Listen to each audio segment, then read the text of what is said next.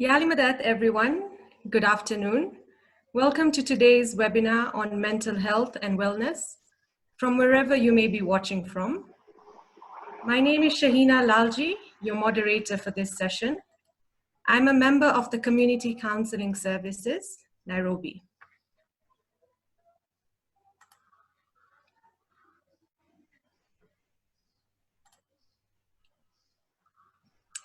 CCS is a committee under the umbrella of the Aga Khan Social Welfare Board, Nairobi, Kenya.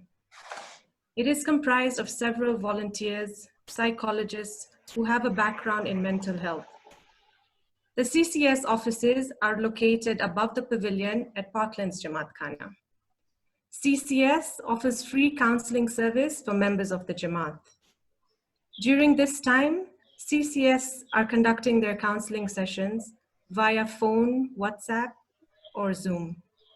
Please reach out to the numbers on your screen whenever the need arises, as we are here for you. To commemorate Mental Health Awareness Month, various speakers have all come together to share tools for individuals and families on how to cope during this crisis. Why is our mental health important during this time? This is because this crisis is triggering feelings of helplessness, feelings of hopelessness, feelings of anxiety, as well as fear for many of us. That is why we always need to remember that self-care is important. Take care of your physical health, your mental, your emotional, and your spiritual well-being as well. Remember, our mental health is just as important as our physical health. Our first speaker for today is Hanif Gilani. Hanif Gilani is a fourth-year combined internal medicine and preventive medicine resident at Griffin Hospital in Derby, Connecticut. He has an undergraduate Bachelor of Commerce degree from McMaster University and a Master's of Public Health from Yale University. Welcome, Hanif, all the way from Toronto. Thank you so much, Shahina, for that warm introduction. Ladies and gentlemen, good afternoon. Before we go any further, I'd like to say if any individuals may have been affected by COVID-19, our thoughts, our prayers, and our well wishes are with you, and we hope you continue to get through this difficult time. Would also like to say thank you to the CCS for allowing me this opportunity to participate, and would also like to acknowledge the institutional leadership for providing us this platform. So some of you may be wondering, how did this webinar come to fruition? And the thought behind this is the first case of COVID-19 was reported in Kenya on March 13th. And since then, the Jamaat has done a phenomenal job over the last 3 months. Many of you have socially distanced, you physically distanced, you've made immense sacrifices, you've kept away from your loved ones. All of this has likely come with a lot of stresses. Over the next few months and weeks, there still continues to be a lot of uncertainty. There will likely be immense hardship, and there will continue to be loss. I was speaking to my sister Fatima this morning, and she noted, never in our history have we had to go through physical stress, mental stress, emotional stress, financial stress, all at the same time. We may not know what the next few weeks holds for any of us, but the idea behind today's webinar is to let you know that the CCS is here for you. As Shahina mentioned, May is Mental Health Awareness Month. And at medical school, we used to say, what happens in the mind affects the body, and what happens in the body affects the mind. And in the same way, we embrace physical health with routine checkups, with blood work. The way we're going to get better mental health is by taking a similar approach. Unfortunately, there is a lot of stigma behind mental health. This continues to be around the world. But the only way we're going to get over this is to talk about it and continue to raise awareness. Yesterday, we heard from Eliud Kipchoge that this is very much a marathon. So no matter where we are in the marathon, we'd like to let you know that the CCS is here for you. And there are immense resources within our community, within the CCS network, to tackle any issues that may arise. With these brief remarks, I'd like to hand over back to you, Shahina. Thank you, Hanif, for giving us a really great introduction on today's webinar and exactly how it all came together. I'd like to introduce our next speaker. We have Yasmin Manji. Yasmin is a passionate clinical psychologist who divides her time between clinical practice, training, and rehabilitation of survivors of human trafficking. In her practice, she delivers cognitive behavioral therapy, CBT, eye movement desensitization and reprocessing, EMDR, theraplay, amongst other evidence-based treatments to children and adult clients. Yasmin regularly provides trainings on trauma-informed practice and crisis intervention, and has had the privilege of witnessing dramatic transformations and the development of trauma-informed safe spaces in the community. She's currently completing her clinical psychology doctorate with her research in the field of play therapy. Yasmin is eager to continue supporting clients in their journeys of healing and growth. For today, Yasmin will take us through Maslow's hierarchy of needs and our mental health in relation to COVID-19. Over to you, Yasmin.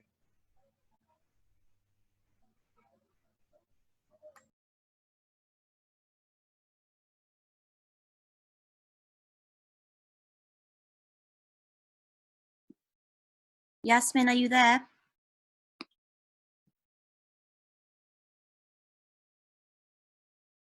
Can hear you.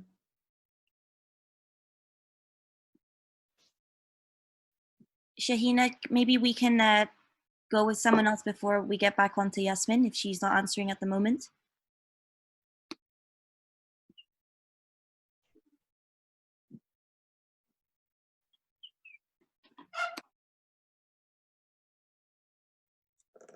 Now?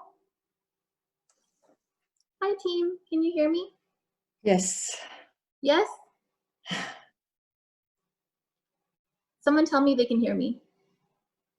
Yeah? Okay. Yes, we can hear you. Technological problems. Thanks for sticking with me. Let's try this again. I'm going to share my screen with you and see whether you can see the short slides I've prepared.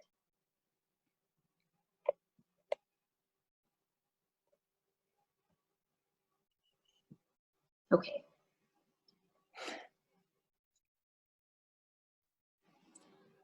So thank you all for choosing to spend your time with us today. I'm excited to share some information that I hope will be a support to you in helping understand why mental health is especially important right now and some ways to cope. Now, I want you to imagine you're on holiday in one of your favorite places. You're about to swim in the warm ocean, the sun is shining, you can feel the cool breeze, and you quickly glance at your phone. You received an email from work. You've been passed up for a promotion. The position was given to your not-so-favorite colleague who stabbed you in the back every chance they got. You shake your head. You put your phone down. What a blow to your self-esteem. You can't believe it. Anyway, you've paid all this money for this beautiful vacation, so you decide to make the most of it. With your tail slightly between your legs, you walk into the water and you dive in. The water is warm and you're in, but that email still hurts. Suddenly, you're smashed by a huge wave. You're fully submerged. You can't seem to find the ocean floor. You're having a hard time breathing. For a moment, you can't figure out which way is up. You are so scared. After about 20 seconds, but what feels like an hour, you get your footing and head above water, and you realize you'll be okay. But for those 20 seconds, you were petrified. For that whole time, the disappointing news of the promotion escaped your mind. Now, coronavirus is like that wave. In 1943, there was an iconic psychologist called Abraham Maslow. He presented a theory about human motivation, where the basic idea is that there are 5 levels of needs we all have. Each need is dependent on the lower needs being fulfilled. For example, when you were in the ocean, you went from someone who was worried about self-esteem needs to the physiological need the ability to breathe. Now, regardless of where we were on this pyramid before the pandemic, COVID-19 has knocked us to the lower levels of that pyramid.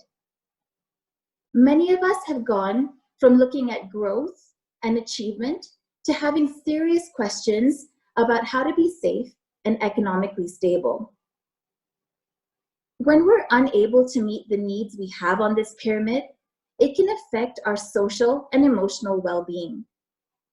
COVID-19 is a physical illness, but from research looking at mental health effects of past illnesses like SARS and MERS, it will have mental health consequences. And the mental health impact after a major event like this is often greater than the number of people who are physically injured, and the effects are often larger. Now, Maslow's hierarchy provides us a lens for which we can understand why those who haven't had mental health symptoms may start experiencing symptoms, and those who do live with mental illness may experience an increase in symptom severity. A lot of times, family and friends or individuals begin to recognize small changes or a feeling that something isn't quite right about their thinking, feelings, or behavior before an illness appears in its full blown. Learning about these early warning signs and taking action early can help reduce the severity of an illness and may even delay or prevent a major mental illness coming up altogether.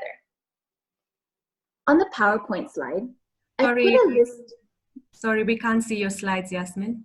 No? No. Okay. Just share screen one more time. Sure, let me go back and try again. One thing that's come from this pandemic is we've all to start to use Zoom and figure this all out. So I'm still learning. So tell me if you can see it now. Yes, we can. Can you see it Thank now? you. Okay, must have cut off. Okay, perfect. So now on the PowerPoint slide, you can see a list of signs that are helpful for all of you to take note of. If you realize that it's something you or your loved one is experiencing, it would be helpful to follow up with a mental health professional. So these signs could look like, has the person's sleep or appetite pattern changed? Has there been a drastic change in their mood? Is it something that you're noticing is different from how they normally behave? Do they seem more withdrawn? Are they less able to function? Have you noticed changes in their memory or ability to concentrate or use logical speech? Are they more sensitive to their surroundings? Do they care less in general? Do they start to feel more nervous or start behaving in ways that would be considered unusual or peculiar from how they normally behave? Now, when you read this list, I want to tell you that one or two of these symptoms can't predict a mental illness alone. We all experience these symptoms periodically, but it may be an indicator that it would be helpful to get extra support from a professional.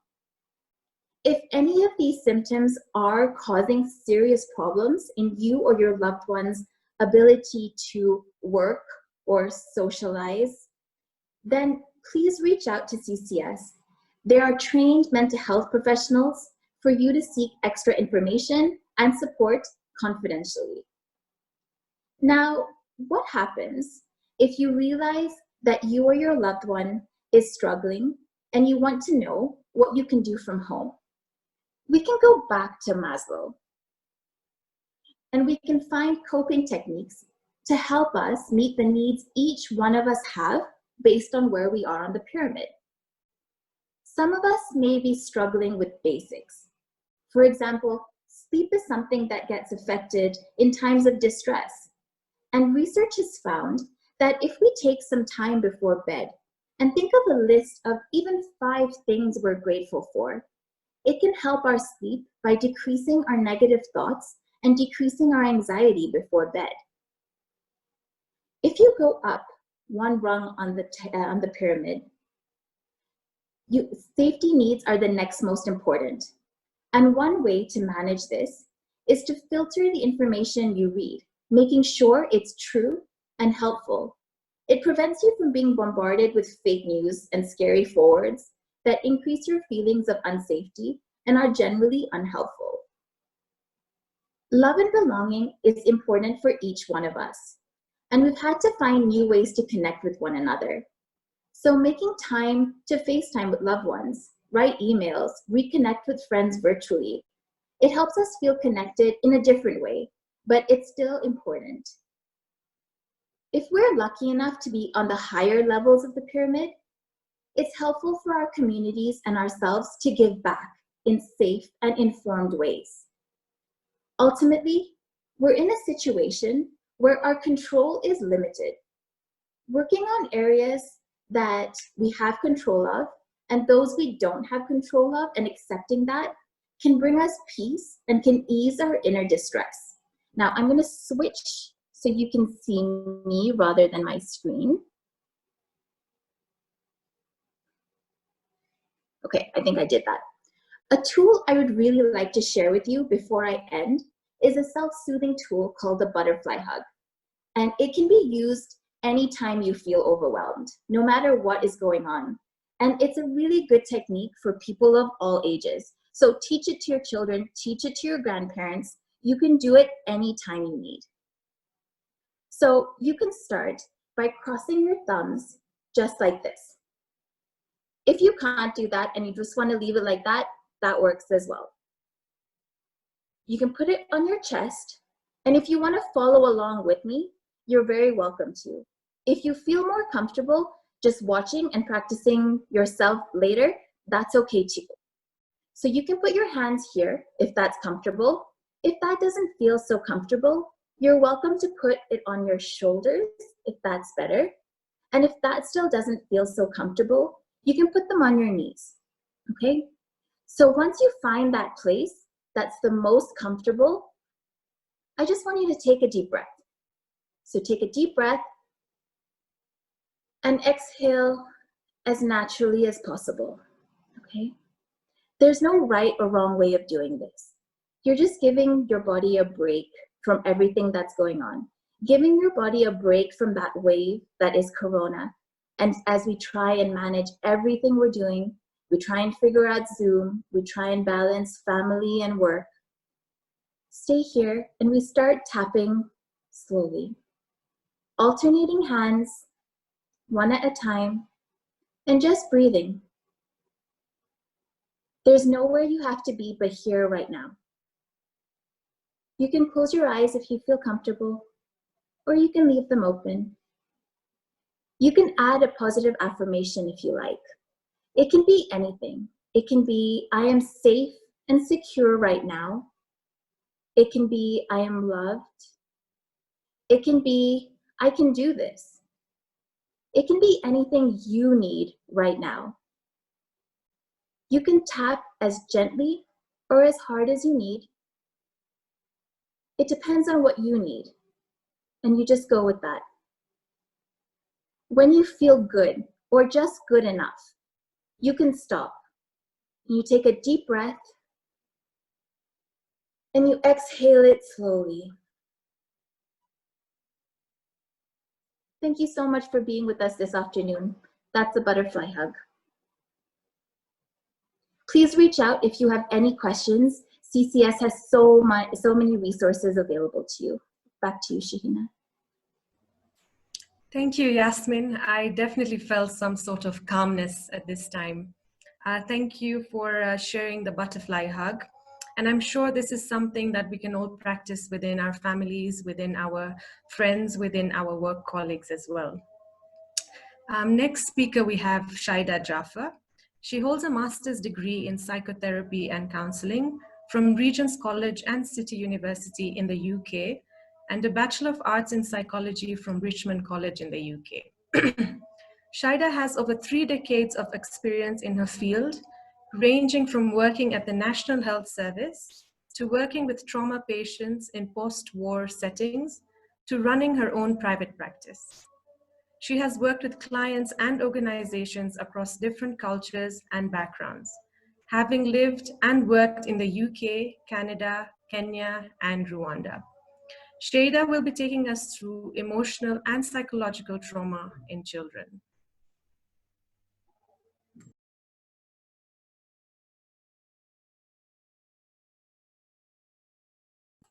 Shada, sorry, you need to unmute.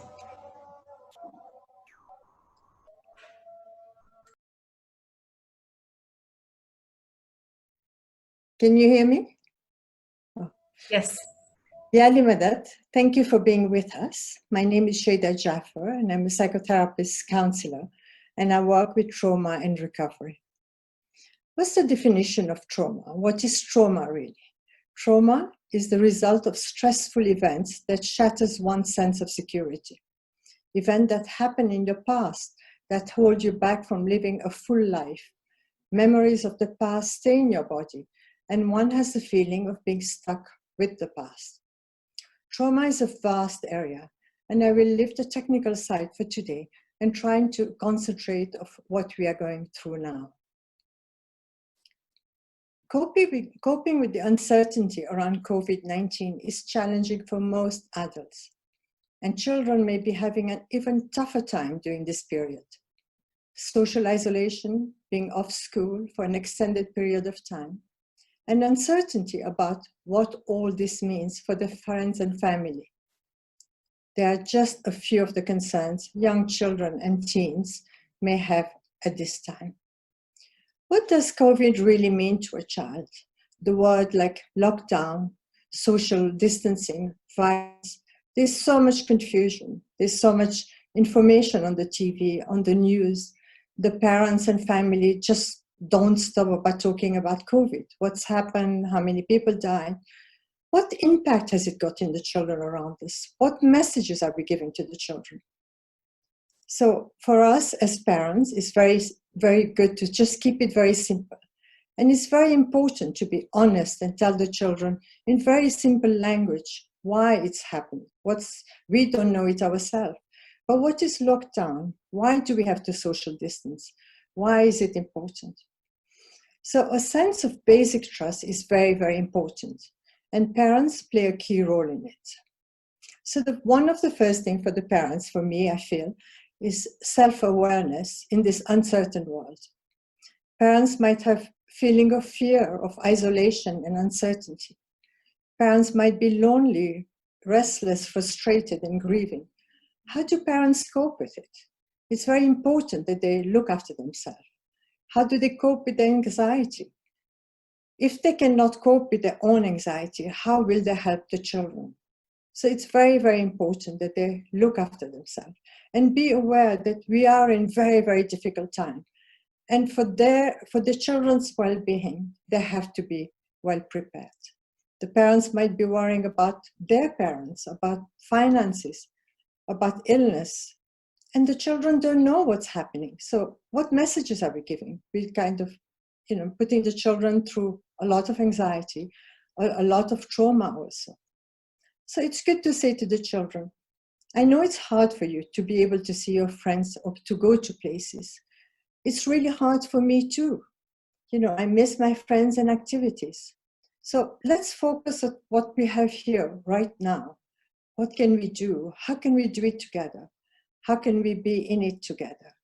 So what would you like to do? Maybe after your homework, can we go for a walk or can we have some time out? So give it to the children to tell you what they want to do and how they are feeling. But definitely take a break from social media and news. I hear all the time children saying to their parents, but you're on the phone all the time, or you're in a meeting, or you're never there. So it's very important for the parents to know what the children are saying instead of saying, oh, they're just saying that, it's okay. So the parents also have had to do with homeschooling. And I keep on hearing, it's really hard. I see people stressed when people cannot cope with it. So you have, as a parent, ask yourself, are you equipped with it? Don't let yourself burn down. Be kind to yourself. And really, if you cannot cope, seek help. It's very important. And structure, that's very, very, very, very important for children. With schools being closed, try to build new routines for children, to have a routine, to have a consistency. to have children knowing what they are doing. When they wake up, what's happening, when they have breakfast, when they have lunch, when they have dinner. Because children have lost the whole sense of security. There's no school to go to. There's no friends to see. All Jamaat khanas are closed. There's no structure. They just don't know what's happening. So structures are very, very important for children. It allows them to function with a certain framework. For the parents who are the regulator, they have to have a fine balance. So how do self-care? So for the parents and the children, it's very important to be active, to change the eating habits, because they're at home all day, to exercise, to do yoga, to walk. When they go for a walk with the children, they can maybe look at nature and say, what tree is this? What birds are there? Let's look at it. Maybe can you tell me a story? Let's talk about something that's really beautiful. The other thing that's very important is a support network. Family, friends, grandparents, please don't isolate yourself. Children might ask, where are my grandparents? Where is my nanny? Why can't I see her? What's happening? So they get very fearful also to what's happening. So it's very important to use, again, the Zoom or FaceTime and say to the children here, and they can see with the eyes that the children, with the parents and the grandparents, the cousins, everybody is okay. And everybody is trying the best as they can. So one of the good things that we have in our community is that from the 6 to 7 o'clock, we have our praying, meditating time. That time is very, very precious. It's connecting with God, and it's giving us a structure around praying time. The Ismaili Daily Family and Well-Being honor this time. So you honor this time with the children. Make sure the children are respectful and they're together. And it's a time alone with you and with God. So it's very important. So what are the symptoms of trauma?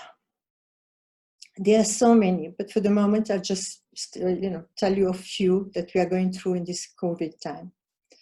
So children who already have some trauma or already have some OCD or obsessional behavior, they will keep on repeating, and they'll use repeating memory. Do answer the question. They will go and wash their hands 100 times. Just be aware of it. Don't make assumption. Don't make assumption about your child's feeling. The fact that they're washing their hands so much, it's an anxiety, and they use it as a ritual to kind of find help in it. So if you feel very concerned, do seek advice again. Children have unwanted thoughts and images, like terrible nightmares. As parents, please don't analyze their dreams or their nightmares. Let the children tell you that what nightmares they had. If it keeps on repeating, ask them to draw it. Ask them to share with you what's happening. But if they can really not cope, again, seek advice. So negative feelings like sadness, anger, irritability. Avoid words like, oh, you always said that. You never do things like this. Talk about it. Help your child express the emotions that's going on. Children will grow up feeling that their feelings are not important if you don't pay attention now. Validate your child's feeling. Avoid focusing just on emotion. Instead of telling your child not to be afraid, tell them, do you want to talk to me about it? What's happening? You said that there was somebody around the house. Maybe shall we talk about it? So the feeling of fear can also take on to not being able to sleep. So again, when Yasmin was saying, soothe the timing before sleeping, make some soft music, say a prayer. Let them know that they are safe in their bedroom, that they are safe with you, and they might be very anxious. If they wake up in the middle of the night, give them a big hug, tell them they are safe, stay with them a little bit, because these times are very hard times. And as parents, as grown-ups around, we don't know what's happening, and we are also scared. So maybe try to be with your feelings and try to look at what the children are feeling. A lot of children who have gone through trauma feel very disconnected, and they're unable to trust people. And in this time, it reinforces it. So do try to give them supportive statement, be with them. If they feel they don't want to meet somebody, talk to them, but make sure they don't get isolated. So how do you communicate with your child? How do you acknowledge their strengths? How do you tell them, don't make false promises? So you ask your child, what's going on? What's happening? Instead of what's wrong with you. Often we are so tired and the child is whining and you say, what's wrong with you? The children are fighting and you say, stop it, I'm tired. So just be aware of the words that you are using before talking to your child. Make sure that you are calm and you find a safe space. It's very important to find a safe space. When I was growing up, we never had such a thing as a safe space. It was kind of illusionary. What are you talking about? But we are at a time where children know what a safe space is. So when you talk to your child, make eye contact, look at your child, watch your body language and watch their body language. Watch your tone of your voice. It's very, very important because children sense it very, very quickly. So when I say listen to your child, what does it mean to listen? Most of the time we don't listen because we're always so carried on in our own mind. We have our own scenario. You know, your child is telling you something and you're so busy thinking, oh, my onions are going to burn. So it's very important to take that time to listen because the most important thing is to hear what isn't being said. So open the dialogue. You can say to the children, you seem sad, you know, you seem frustrated. You know, acknowledge the feeling and name it. You know, I see that you're upset. So ask question, like open-ended question versus a close-ended question. Like the child can just say yes and no. Or like if you ask them, are you feeling better today? And they'll say yes and no. But you can say to them, what's going on? You know, did you sleep well? Was it okay? And open the question to them. Oh, what was your favorite book that you read this morning? What did you enjoy the book that you read last night? Tell me about it. What did you get out of it? So active listening is really showing empathy, feeling the other person, non-judgment. Don't judge your children. Don't say, oh, you did this, I know, or you are always doing that. Why are you always bugging your sister? You know, don't say words like this. You know, be non-judgmental and build bonds. And do encourage your child to tell you what's going on. Times are very difficult. They are home. Even though they say, I'm fine, and they're cooking and they're pottering, tell them, ask them, what's going on? You know, you hear children saying, I'm so sad, I can't see my friends. I don't know whether I'll see my friends. Yes, I saw my friends on Zoom, but I really want to spend time with my friends. What does it mean? And you can tell them again, you know, I totally understand. And we have this situation that the whole world is in it. So you tell me, what would you like to do? How can we make it fun? Maybe shall we have a dance session with, you know, your friend on Zoom? Or I can invite somebody to come and talk to you both. Or shall we have a group of your friends? Oh, it's your birthday. Shall we have a Zoom party and make it amazing for them? So don't confuse emotion with weakness. Teach your child about emotion. Explain feelings against behavior. Validate your child's feelings.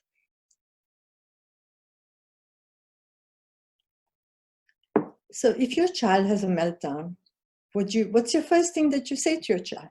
The child is crying and having a tantrum. What do you say to them? Calm down. Stop it. It's okay. You'll be fine. But by saying calm down, you're kind of telling them you're not allowed to express your anger or any other emotion. So stop. So, you know, just be careful when you, at that moment, when you say to the children, calm down. Use a calm tone, maintain empathy and respect.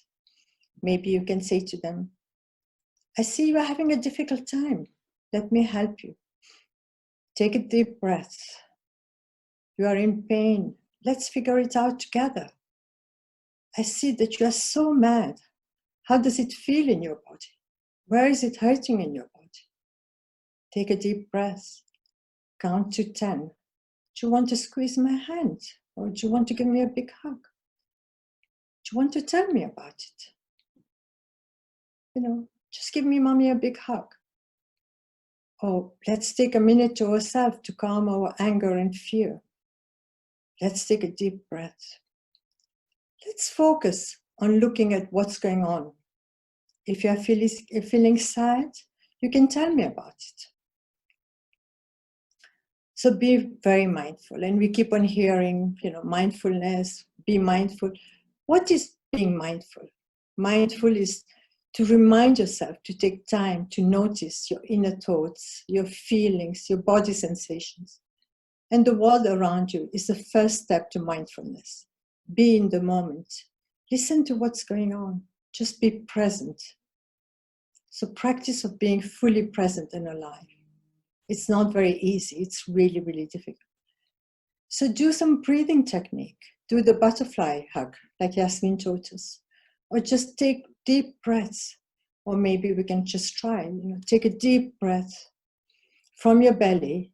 Just breathe really, really deeply. Hold to the count of 3. Now breathe out slowly.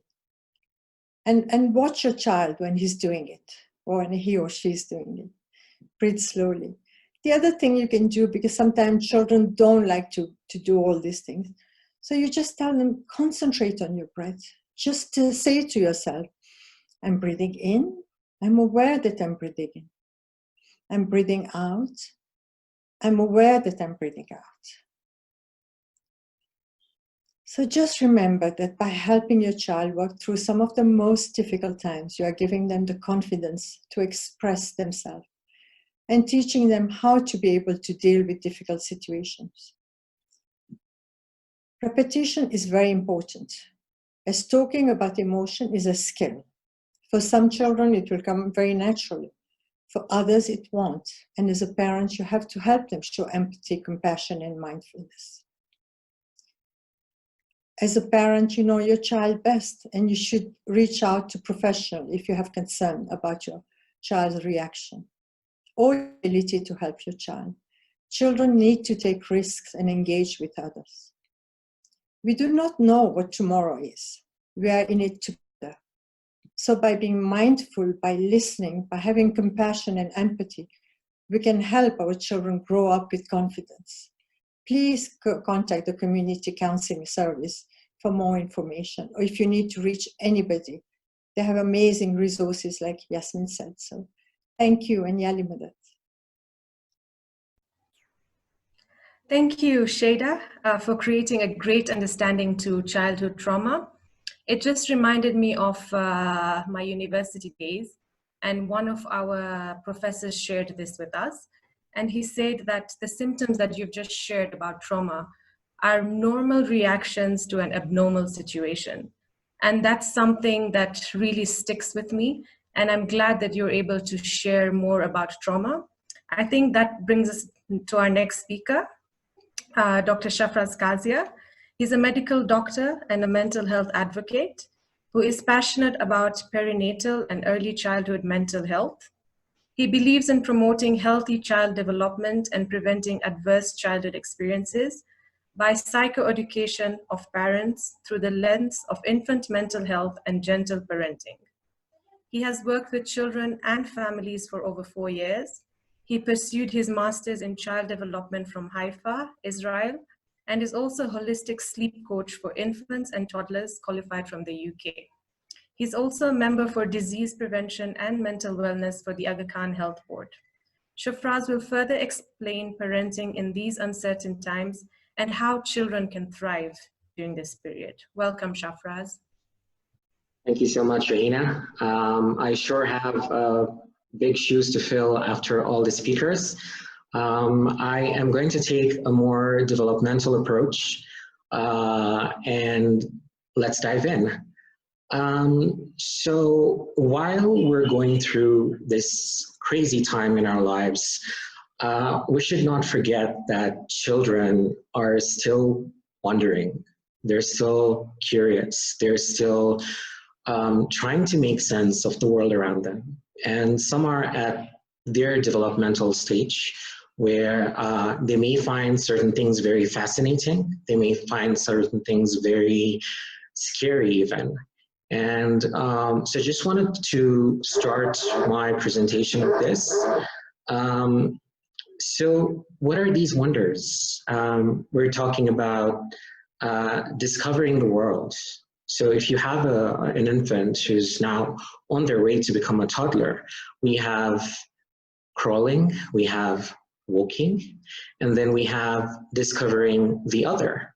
And here we're talking about attachment, and we're talking about social expectations, and we're talking about getting to know their caregivers.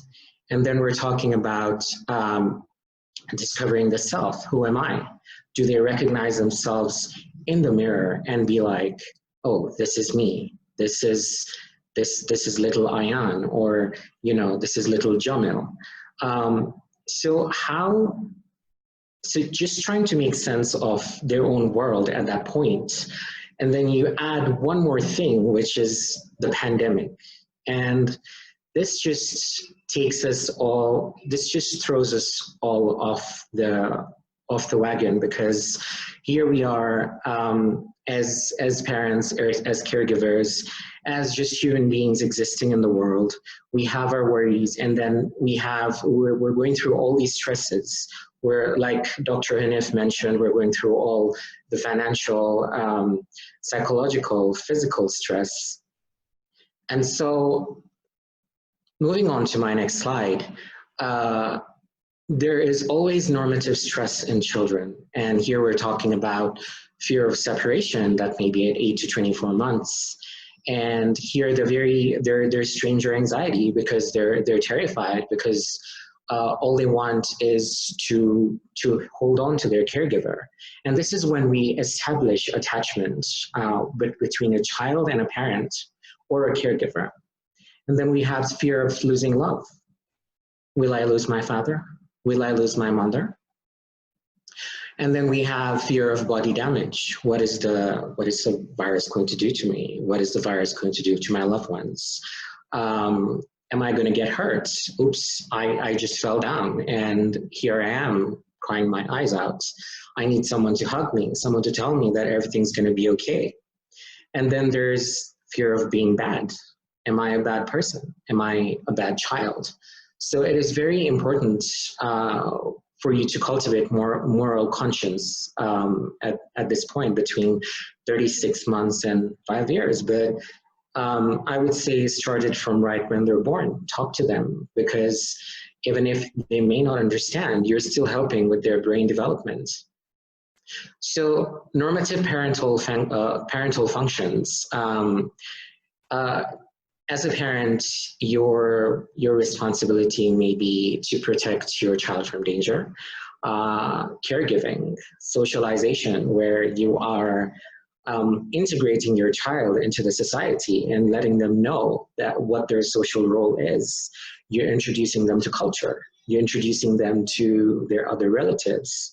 You're putting in some good vibes in there. And then you're giving the child a sense that life is valuable, that life is meaningful. And all these things that I've just mentioned right now are already hard on parents, because parenting does not come with a manual. And so you can imagine, they want you to protect them from the danger of the coronavirus. They want they're just seeking love while you're caregiving. And all this is very scary, because especially in the first 3 years of life, where there are so many changes going on in a child's body, in a child's brain. So right from conception to 3 years, we know that we have at least 1 million connections in the brain. So you can imagine that you have this child right in your palm, and this is a child that you want to mold into a responsible, loving, caregiving adult. And how are you going to do this, especially at a time like this? So this is where we also learn about the foundation and the brain architecture. Because imagine building a foundation for a building. You're going to have the floor. You're going to have a strong base. You're going to have windows. You're going to have doors. You're going to have the roof. And this is how the brain develops. And the brain literally responds to love. The brain literally physiologically and physically responds to nurturing, to caregiving, to responsible caregiving, to attachment. And we also have the flip side where we're looking at abuse, neglect, childhood trauma. And all this is probably for some unfortunate children out there in the absence of love. So when you know you have abuse, neglect, childhood trauma, your brain literally shrinks physically without love. And we have seen brain scans of children where you had one child that was thriving in really good conditions, and then you put another one, or you see another one that is in traumatic stress. So here is when children also develop their inner dialogue. I will be left. I will be hurt. I can't be loved. I'm not lovable. And I am bad. So it's very important. It's very crucial for us to just foster kindness, teach them kindness. And while you're doing that, be kind to yourself and be kind to them. So let's just see mental health as a continuum where we have healthy coping, and then we have reacting. And then probably we have other people blaming the government. Why didn't you shut off our airspaces in good time? And now we have the coronavirus here. So when we're very stressed out, we as human beings have a nature of where we're going to blame everyone else. And it's fine. You're just coping with yourself, and you're just coping with the environment around you. So when you have healthy coping mechanisms and you are reacting, this can actually be, this can be addressed with self-care and social, your support systems. But when you see symptoms of mental illness, and I think Yasmin did a fantastic job at putting up the slide, whether it's for you or your child, then you need to seek professional care. And so here we have the stress continuum again, the normative, developmentally appropriate stress that we have that I just mentioned a while ago.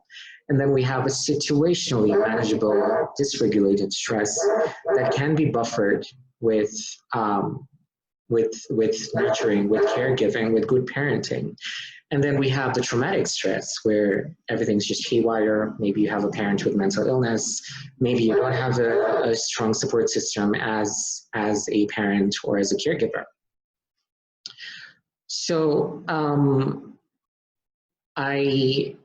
when you look at the coronavirus and we were all, and I'm seeing this right now, we're all going to experience waves of distress, and we will be high, we will be low, and we will be looking at different mechanisms on how to cope financially, spiritually, emotionally. And as you can see to the picture on my left, this is a surfer. He's doing a very good job at surfing. He's playing the guitar.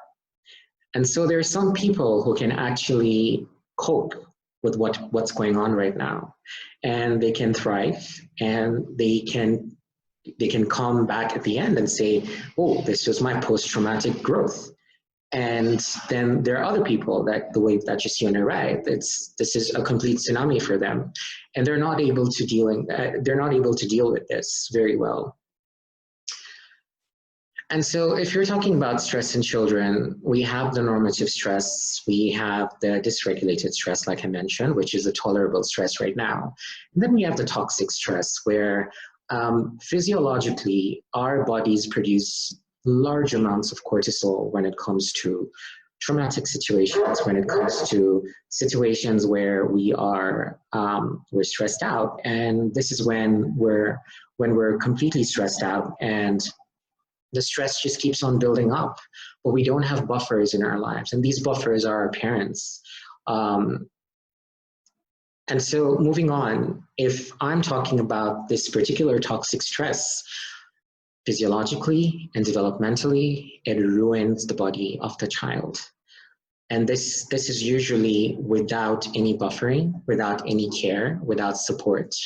And so if you're a very stressed out parent, you're going through a mental illness, you have your own child who's probably going through worse, because for children with their inner dialogue, you can't just tell them, hey, it's not a big deal. Of course it's a big deal, because this is what they're experiencing right here in this moment. And very little changes to the environment can actually throw them off completely. So childhood trauma, stress, and if this continues, it can affect your mental health. It can affect your physical health. You can develop sleep disorders. You can later in life, from what we know now, you can actually develop non-communicable diseases like diabetes, like stroking out, like heart disease. And this is supported by a very elaborate research that is just a plethora of research called the Adverse Childhood Experiences Study.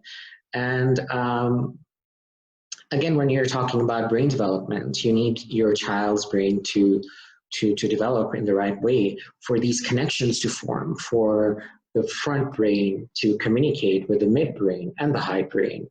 And when we're stressed, we go into this fight, flight, or freeze response where our front brain is not communicating with the midbrain that contains the emotional regulation. And so all we think about is surviving. And this is what's happening right now to most of us. We're in our survival, we're using our survival brain right now, because it's really hard to cope with what's going on.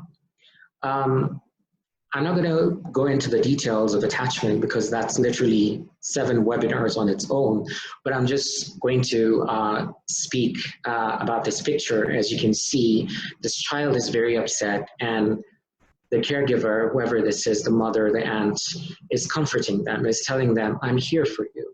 I'm here to buffer your feelings. You can tell me what you're what you're feeling right now. And just as Shaida said, you can ask them to draw it, you can ask them to communicate. And so here is the circle of security. Now this is an intervention that we usually do with parents when it's parent-child psychotherapy, but I'm not going to get into those details. I'm just going to show you what attachment looks like from here.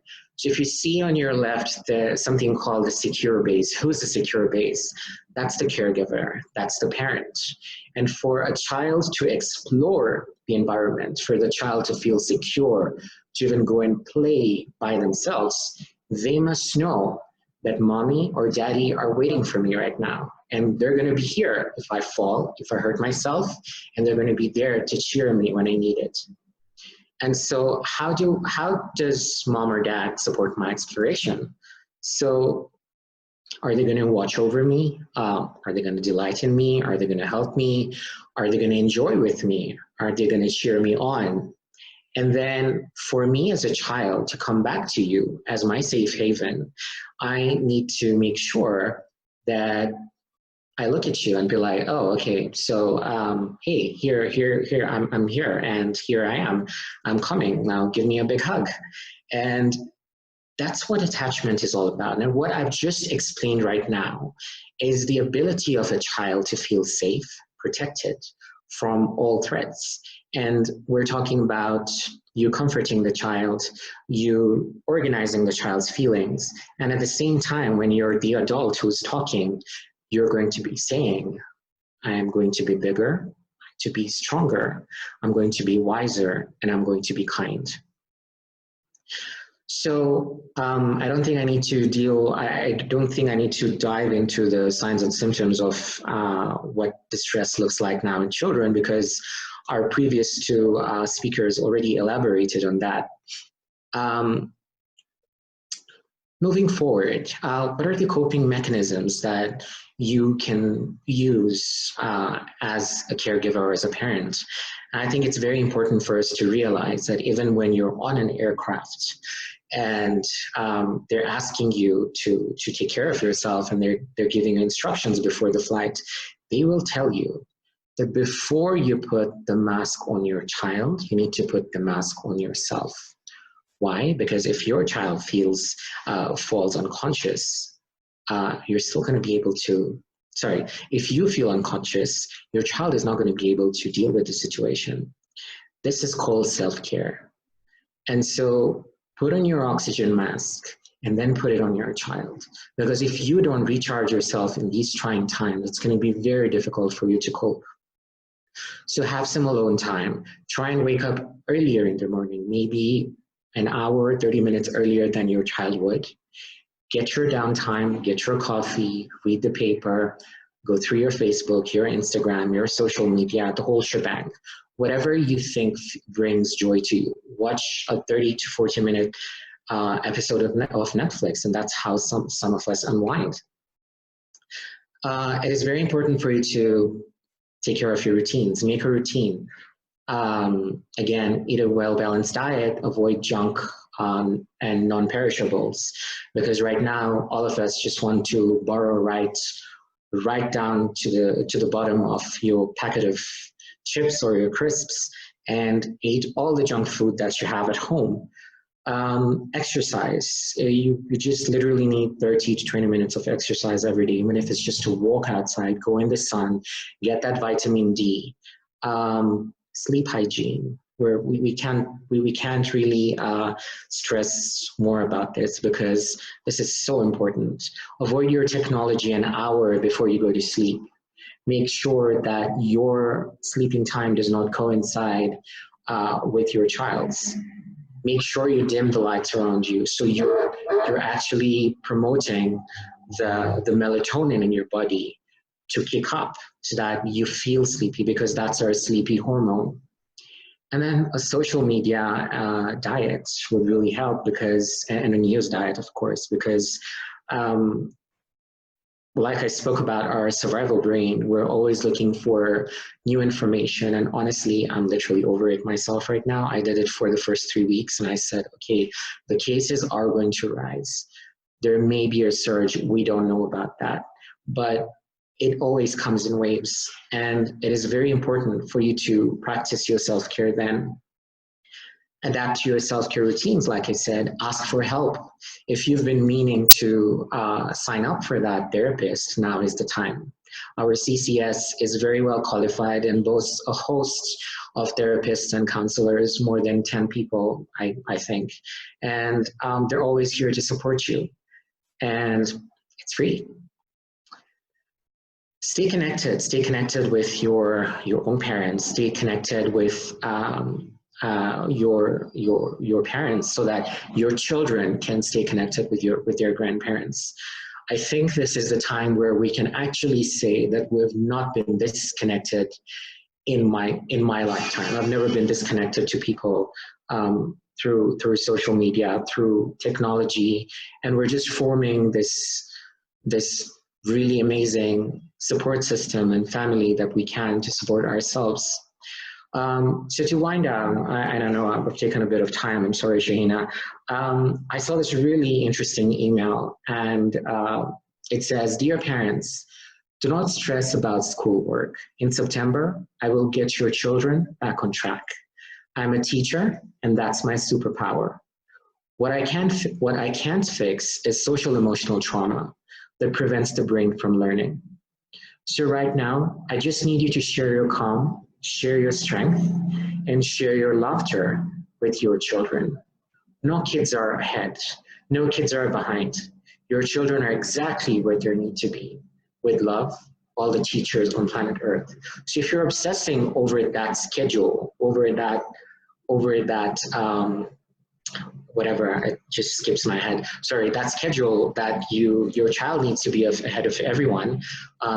I'm sorry, but you really need to focus on teaching your children more of life skills right now, because this time that you have with your child may not come back.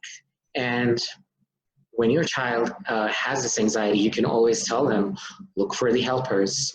Look, there are always people trying to help. But again, if you are, when you're saying this, don't just look for them, be a helper. Engage your child in social activities. If you are donating to a certain community, make sure that your child is even part of that plan on when you're going to distribute food, you're going to distribute masks, or whatever it is to support the needy right now. One last thing, what happens when you have a child that is, I like to call it fast and furious, because your child, your child is struggling, your child is acting out.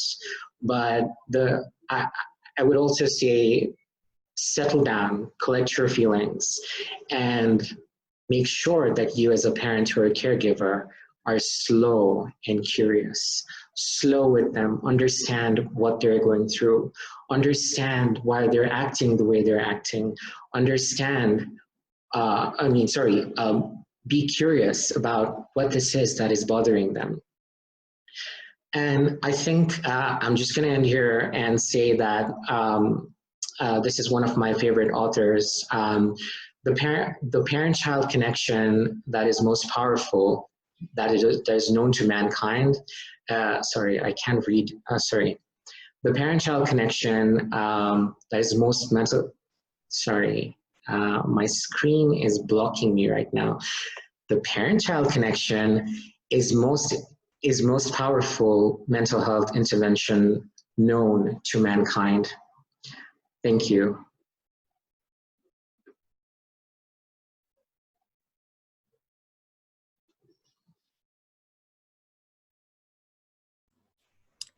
Thank you, Shafraz. And once again, I'd just like to emphasize about the professor that I spoke about before. And I forgot to complete my sentence because he said that the symptoms that we've both explained are normal reactions to abnormal situation. However, we would advise that, if the symptoms persist, you have to seek professional support. I forgot to add that part. Thank you, Shafraz, for such a wonderful presentation. Our mental health during stressful situations is definitely affected and could also lead to substance use, which brings us to our next speaker, Hussein Manji. He's a public health consultant for the United Nations Office on Drugs and Crime since 2015. He has been involved in the development and implementation of evidence-based family life skills, drug use prevention programs in the region of East Africa. Over to you, Hussein. Thank you very much, Shahina. Can everyone hear me? Excellent. And thank you all for being with us here today, taking the time out of your day to participate in these discussions on these very important topics at this critical time. So I'm going to be speaking on the subject of drug use prevention. I have some slides, they're brief. A lot of it has already been covered by the incredible presentations from my peers and colleagues. I myself have learned so much. And I'm definitely I have some more connections now. I'm gonna definitely reach out to you after this to see how we can work together and complement each other. So I'm gonna get right into it.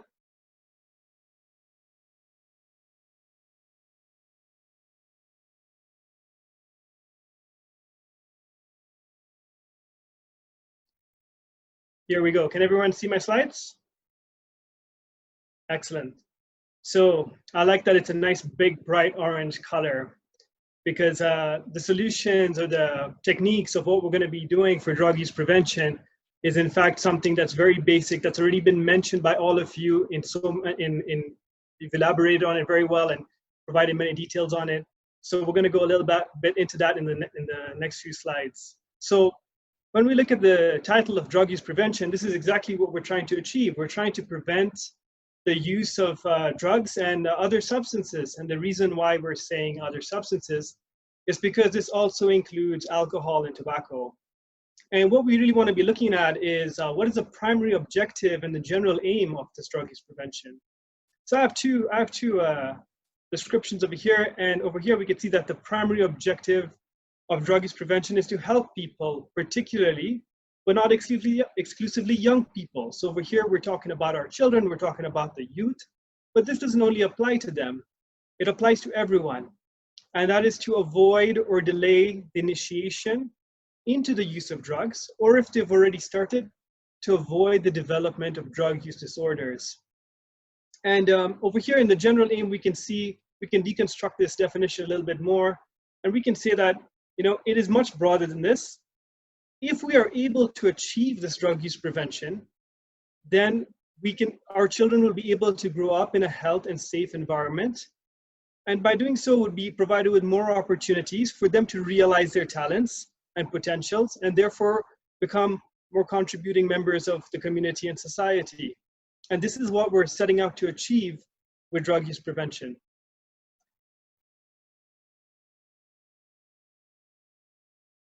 In this slide, we can see the different opportunities we have to implement some of these prevention interventions. And when I say interventions, I'm talking about the techniques, the methods, the exercises that have been mentioned by my colleagues, and some that I'll be mentioning a little bit later in the slides. So over here, we can see that on that first blue block, there's no drug use. And at that point, we have the opportunity to implement some prevention interventions, especially in our family and home environment. And what that would do, it would delay or avoid the onset of substance use.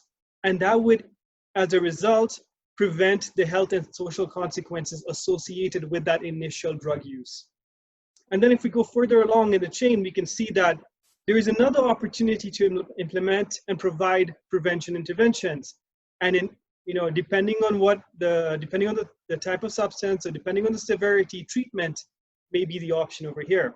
So if we were to implement effective prevention interventions at this point, what that would then do is prevent the health and social consequences of then moving further along in the chain to drug use disorders, a third block. However, if someone, as Shahina has just mentioned before the presentation, developed drug use disorders, or those symptoms are persistent, then the best thing to do would be to refer them to receive more professional help. And this is where treatment comes in. This is what is recommended, and this is what we are meant to do. And after my presentation, and when Shahina presents, we will have some contact information for you to be able to reach CCS so that you can get the help for yourself, for someone you're concerned about, whatever that may be. And if you have any more treatment questions, drug treatment questions, we might be having a drug treatment webinar later on, so we can answer a lot more of those questions and go a little bit more into depth into those conversations. So in this slide, we're basically trying to say that there are many prevention interventions available out there, and they're all effective within different multiple ages and multiple settings. So depending on the kind of setting and the age of the individual who is receiving the intervention, there are many different types of interventions that are effective. And what we will be focusing on is on the family settings. Now, this wheel is showing us that by applying some of these techniques, the ones that my peers have spoken about and the ones that I'll be mentioning a little bit later on, we are not only going to get a positive outcome of prevention of substance use, we're going to be able to address so many more risky behaviors. These family skills also contribute to the reduction of violence, to the improvement of physical and mental health, increased education, increased graduation rates, abstinence from risky sexual behavior, occupational health, community health, poverty moderation, and of course, substance use. Now, it's important to understand, I need to move this, yeah, that when we do apply some of these techniques, some of which were mentioned earlier today, these are evidence-based techniques. And we need to base all our interventions on evidence. And here we have two specific examples to speak a little bit more about this. You see in the first one, you can see that there's a lack of information and evidence. Perhaps maybe a WhatsApp forward was received, you received an email, even between our families and friends, we're sitting together and we're talking, and there's a suggestion being made. And a lot of this has been made on goodwill, yes, but a lot of the times this has also been made on guesswork. And what happens is we then apply this intervention, we provide this information to our child, to ourselves, to those we care and love, and they might be no effect. They might even be a negative or adverse effect, depending on what that information is asking you to do to yourself or your loved one. So what we are highly advocating for is that we need to base all our interventions on evidence-based, science-based techniques. And in our second example, and this is an example that an issue across the world. There are lots of challenges of ineffective parenting across the world. And what we are trying to provide is we're providing evidence-based parenting skills based on the fact that these techniques, when applied around the world, have been shown to be effective. And as you can see, there's a positive effect in this. But what is really important is we need to understand, what do we mean by evidence-based? I'm sure we've heard it almost every day. Probably every webinar comes up 3 or 4 times. And evidence-based just means that there's been independent research that has been conducted to show that this intervention or strategy or method or exercise has actually provided a positive outcome. So, okay. So here we have a statement on stress. And this is what it all boils down to. When we're looking at substance use, there is a relationship between stress and substance use. And here we can see through the evidence provided here in the corner that stress is a well-known risk factor in the development of addiction and in addiction relapse vulnerability. And therefore we see that there is a correlation between stress and substance use. So what are the things that we can do? What are the things that we can do in our family environment? What are the types of skills and techniques we can apply on a daily basis? And as you can see over here, a lot of these techniques have already been mentioned by my colleagues. You know, Yasmin had mentioned about the importance of safety. We've also heard about the importance of following the guidelines of the public health bodies and the government on social distancing and hygiene. Providing warmth and support for to your child. I think Shaida has gone into this in incredible, beautiful detail that I could myself not articulate as well. Giving praise, spending time together and talking, encouraging good behavior. What about fighting and aggression at this time? While we are in our homes, and there's a lot of anxiety about the messaging and information, as Shafraz had mentioned. There's going to be a lot of anxiety, and this might result in more fighting and aggression. But we need to be mindful, and we need to recognize that this is because of the current context. What about maintaining routine? This is essential. Shafraz had mentioned something on this. Encouraging play, addressing fears, anxieties, and night disturbances. Shaida had also mentioned something on this. We have relaxation techniques, managing working from home while caring for your children. These are the kind of things that we have to apply to our daily lives, to our daily routines. And these are things that we should already be doing. And what it presents us now with is the opportunity for, if we're not doing them, to see how we can include them into those routines. And if we are already doing them, this is an opportunity to build on those techniques and routines and make sure that we continue to do them because of their positive outcomes. Here we can see a statement between drug use and mental health. And you can see that their chronic use of some drugs can lead to both short and long-term changes in the brain, which can lead to mental health issues, including paranoia, depression, anxiety, aggression, hallucinations, and other problems. And what I like to, from this slide, what I like to see is that now we have seen that there's a relationship between stress and substance use. And now we are seeing that there's a relationship between substance use and mental health and vice versa. And therefore, we right now have an opportunity to be able to very early on, in these very early stages, before it progresses to something a lot more challenging and complex, to apply some of these very basic, very effective techniques to address those stress factors and nip this in the bud and prevent the progression to something more serious. So I highly recommend that from all of the techniques and interventions mentioned in this webinar, that we try and apply them in our daily routines. And depending on if you want more information, I highly also recommend that you visit these websites, select on some of this information, and depending on the kind of information you're looking for, whether it's a small message, whether it's something a little bit more elaborate. Shafraz has mentioned there's no manual that comes with parenting. We're trying to make a manual to parent during COVID. And of course, this is all a work in progress, but even the one here at the bottom, which says best practice tips for parents, it goes into a little bit of detail about how do you create a budget at this time, the importance of having a budget at this time. How do you even speak to your children about why it's important to have a budget at this time? I know Shaida had mentioned about the importance of speaking to your child and how to speak to your child about COVID and how to be transparent at this time. Some of this information is also available on these resources. So if you're able to, I highly recommend that you visit this website and click on some of these resources. And of course, as I had mentioned, if you need any more support, if you have any particular questions, if you are worried about yourself or a loved one and you just want to speak to someone or get a little bit more information, please contact the CCS helplines. They're over here and they will connect you to the right people and the right services. Thank you so much for your time.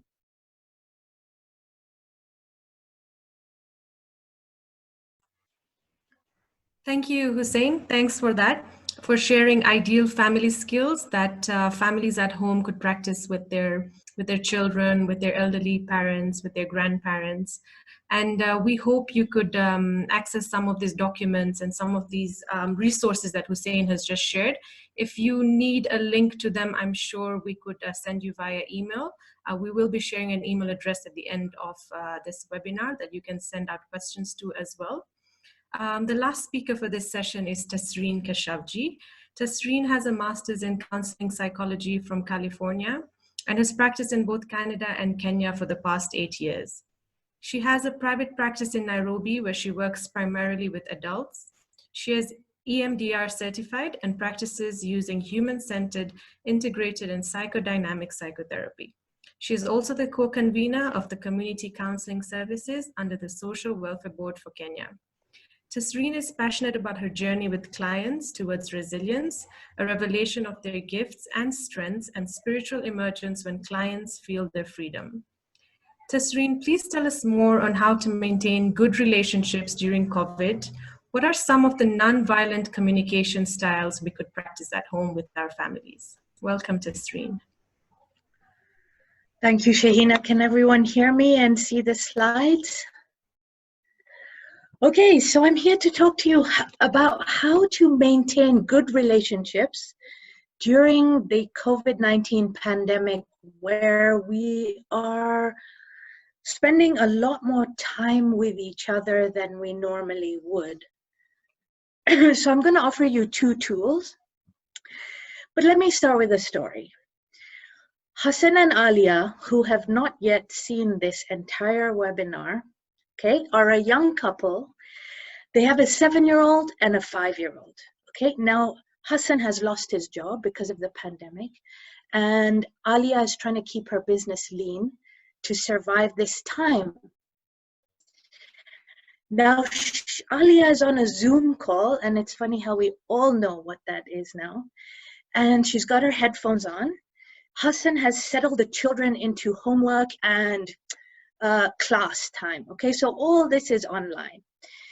Now, Hassan wants to make a call to someone who can set him up with a consulting gig until he can get a new job. So he picks up the phone, he's talking to his friend, and the children begin to fight. And some of you know how this goes. It starts quietly, and then it becomes very, very loud. Then there's pushing, shoving, screaming, yelling. A chair falls down. And now the children are running around Hassan, trying to get him to mediate. He can feel the frustration building in him. He can't hear his colleague anymore. He turns the phone off, smashes it on the table, and says, get out. Both of you get out. The children sheepishly walk away, and he turns around to find that Alia has had to stop her call. Her headphones are off, and she looks at him and says, you know what? You never help me. I cannot believe I'm never supported, and she walks out. Ooh, not great, right? So I don't know if any of you have experienced this or if that sounds familiar to you, but this is going on in very, very many households all over the world right now. And what I want to do is I want to give you a couple of tools that are going to help you navigate this kind of situation. One is nonviolent communication, which I'll explain to you. And the other one is writing a letter to yourself from the future to yourself now, okay, which I'm going to also explain. So nonviolent communication is a framework that was developed by Marshall Rosenberg in the 60s, and it's been successfully used in high conflict areas to create dialogue and compromise between heads of state in like Rwanda, Croatia, and the Middle East. Okay, so if it can work in these international settings, then surely it will help us stop the wars at home. So there are 4 simple tools. There are 4 simple pieces to this framework. When this happened, I felt this feeling because of this unmet need, and then you make a request. Would you be willing to? So I'd like to go into this in a little bit more detail. So an observation, this is the when. I would like you to think about objectively describing something that is going on without using evaluation, judgment, interpretation, or diagnosis. Now, this is often hard because when I was telling you the Hassan and Alia story, the first thing we want to do is say who's right, who's wrong, who's bad, who's good. We love to jump to some sort of judgment. So the object, the observation, is a fact without evaluation, judgment, interpretation, diagnosis, or labeling. Okay, then you go to the feeling, saying how you feel about what you have observed without assigning blame. So you don't want to say, like Shayda has said this already, don't say you always, you never. Same thing with adults, okay? It's blaming language. It's going to cause defensiveness and shut someone down. Then we have the needs. You want to be able to state what need is not being met that's related to the feeling. So I felt angry because of this unmet need. And then you get to the request, okay? I'm going to give you all this information so you don't have to remember. Then you make a request, which is a clear request for an action. So please, can you do this thing that will meet the needs? And it leaves the person listening to you with choice. Okay, so the observation part is the hardest part, and I want to go into that a little bit better. So think about Alia and Hassan. I'd like you to read these 6 sentences, and I'd like you, everyone who's listening here, to jot down which are the sentences that do not have judgment, evaluation, diagnosis, labeling, okay? So I'll just give you a few seconds to do that.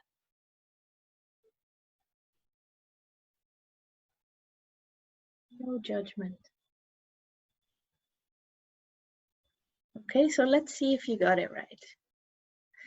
Number 4 and number 6. Okay, so Hassan has a bad temper, judgment. Alia got angry for no reason, diagnosis, judgment, everything. But when you say today the children interrupted Hassan, that's a fact. That is your observation, okay? So when you get the observation is when you begin to look for the feeling.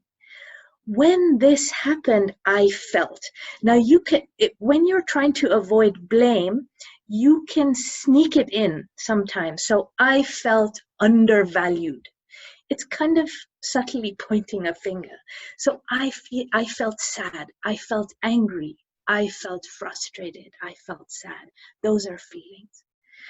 When you're looking at the need, you're describing what need has not been met, and you know that is related to what made the feeling happen.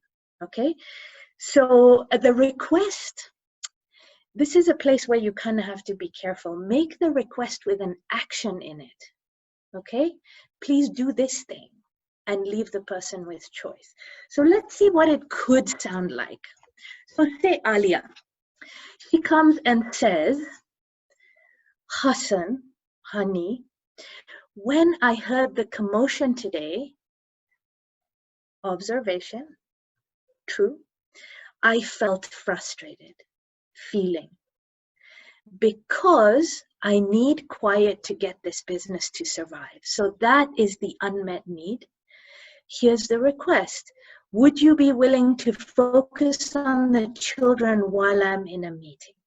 Okay, so he has a choice. He's not defensive. He has a choice about how to respond. He could say, yes, honey, or he could say, yes, but maybe we could trade days, right? So it creates dialogue that is not violent. So it sort of seems contrived at the beginning, but as you use it, it becomes part of your language, and it can prevent conflict in the future. So let's go back to the basics, okay? When, observation, I felt, feeling, because, unmet need, would you be willing to, is the request. And you'll get this slide, okay? So the second tool I'd like to bring to you is to write a letter to yourself from the future to now, yourself now.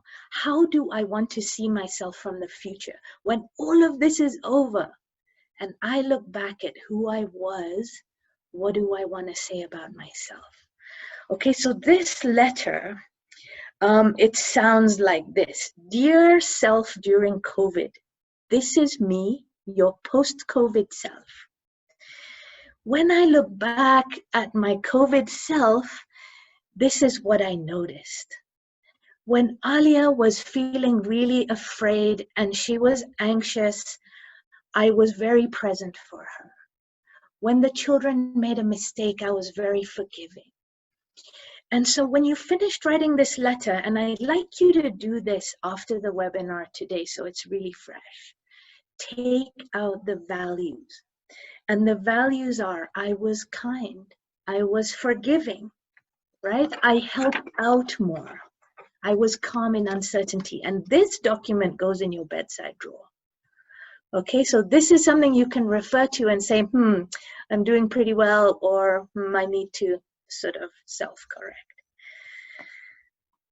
Okay, so we are human beings. None of us can get this 100% right all of the time. Hashtag single parents. Okay, so to recover, what are you gonna do? Admit your mistake. Yes, even to your children, even to your employee, even to your partner. Admit your mistake, apologize, commit to a different way next time. So, you know, Alia and Hassan could say, hey kids, Mama and Papa lost their temper today. We're sorry, and we're gonna do it a better way next time. And then forgive yourself, okay? Forgive yourself so that you don't walk around feeling like the most horrible human being in the house. And that's your reset button, because you are gonna try better next time.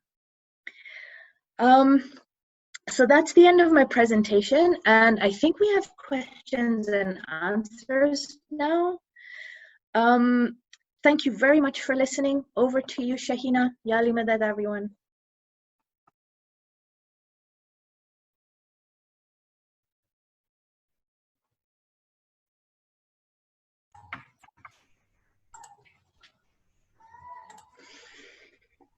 Thank you, Tasreen.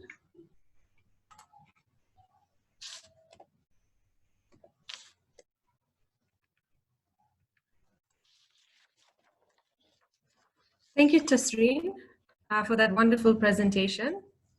To summarize today's webinar, we hope you have picked up at least 3 coping skills that you could practice amongst yourselves, your families, and your friends during this time.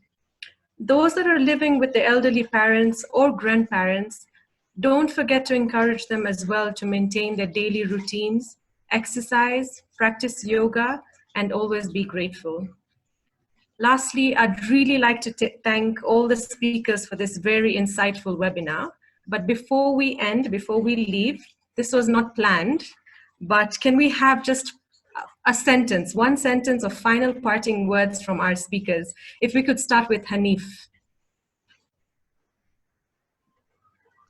Hey, thanks very much for this opportunity to address you once again. I just wanted to reiterate that we as a community have an immense amount of resources available, and the CCS is around 24 hours, and we've seen some phenomenal content today. A lot of this is work in progress, but just rest assured we're here for you.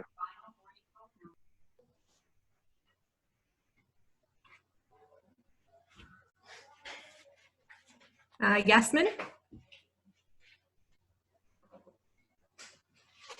It's been a pleasure being here with all of you today. I think if I was going to end with one thing, I would say that there's no reason for us to suffer in silence. We know what's happening in our houses, and we have resources that can help. There's a lot of times that we feel like we can't approach someone because what they're going to think about us, or who'll say what, or will it get around. But CCS is confidential, and they have the tools to be able to help us with things we all struggle with different times of our life.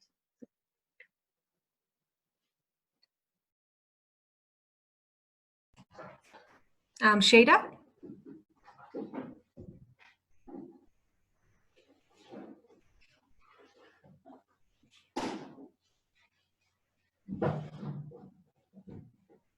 Shada, we can't hear you.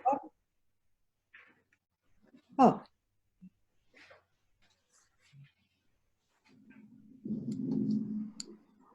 Can you hear me now? Yes. I just wanted to say thank you for having invited me on this webinar. And I wanted to emphasize to all and everybody that we are going through a difficult time and uncertain time. So please, please watch out for your children, for your neighbor, for yourself. Be kind to yourself and reach out to community counseling services. Thank you.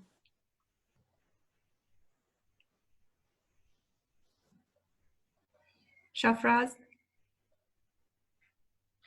All right, let's do this. I think my parting message would be to love your children unconditionally, and that to remember that this is a time where you can spend quality time with your children, with your family, stay connected, and don't worry about the numbers. They're always going to rise, but we will see each other through this, and we will see each other at the finish line when we're more resilient, when we have more stronger, resilient kids.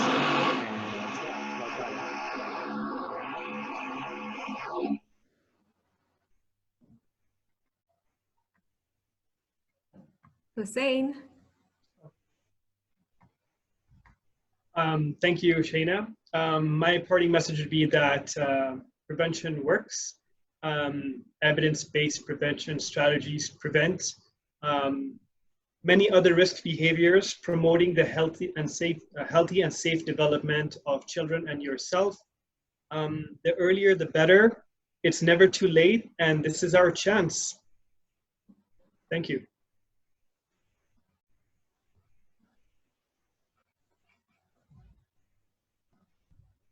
And Tasreen? Everybody took mine, but I think the thing is to be kind, reach out for help, and when you come from love, you'll usually get the right kind of communication going. And that's it. Thank you. Thank you. Thank you all so much for such an insightful webinar. I feel really, really privileged that we were able to have this webinar on mental health, something I'm sure we're all passionate about. And once again, please reach out to CCS if you ever feel the need to. We're here for you. And my parting words during this time is, don't forget to self-care. Just the way all the speakers have mentioned today, that during this time you may be filled with overwhelming feelings of hopelessness, feelings of boredom, feelings of, when is this going to end? But don't forget about yourself. Don't forget about your psychological health, your physical health, as well as your spiritual health. So our contacts are on the slide if you ever feel the need to reach out.